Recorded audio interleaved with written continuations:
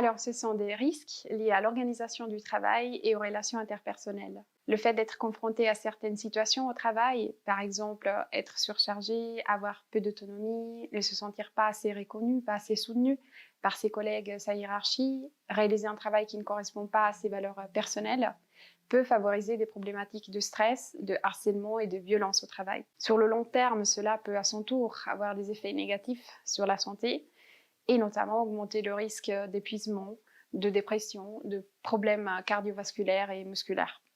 Au-delà des effets sur la santé des personnes, les risques psychosociaux ont un impact sur la santé de l'entreprise.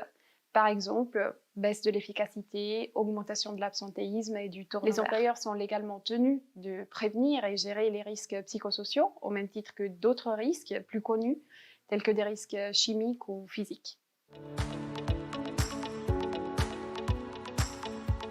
Nous accompagnons les entreprises dans la gestion et la prévention des risques psychosociaux, aussi bien les petites PME que des institutions ou des multinationales.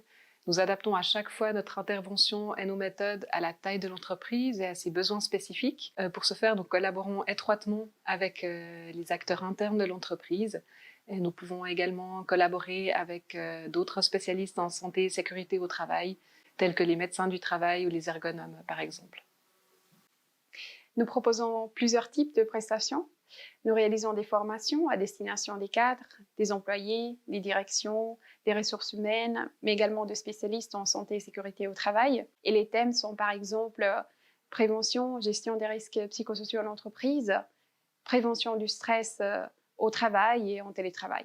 Nous réalisons également des diagnostics. Cela consiste à évaluer la présence et l'ampleur des risques psychosociaux en entreprise.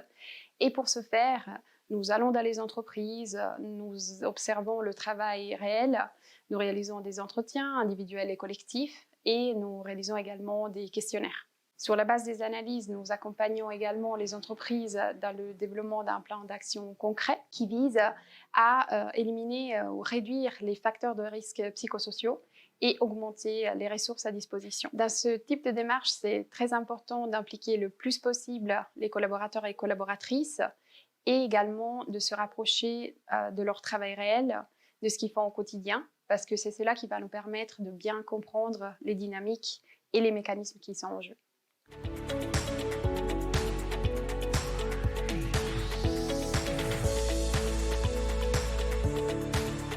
Parce que cela entraîne de la souffrance et que ça génère des coûts importants aussi bien pour les entreprises que pour la société.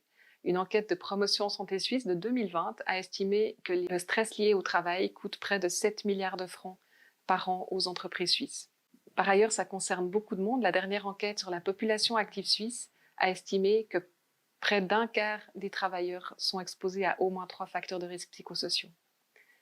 Aujourd'hui, les programmes de prévention qu'on observe dans les entreprises se concentrent surtout sur le fait de limiter les dégâts liés à la souffrance au travail. On voit par exemple des programmes de gestion du stress ou des accompagnements individuels des personnes en difficulté. Alors c'est extrêmement important de faire ceci, mais souvent on ne questionne pas suffisamment les causes de ces difficultés. Si on veut avoir un impact global et durable sur cette problématique et faire en sorte que chacun puisse travailler dans de bonnes conditions et en bonne santé jusqu'à sa retraite, il est indispensable d'agir au niveau des causes. Nous devons questionner l'organisation du travail, questionner ses impacts sur la santé et prendre des mesures pour favoriser la santé de tout un chacun, ce qui, au final, bien sûr, favorisera aussi les entreprises.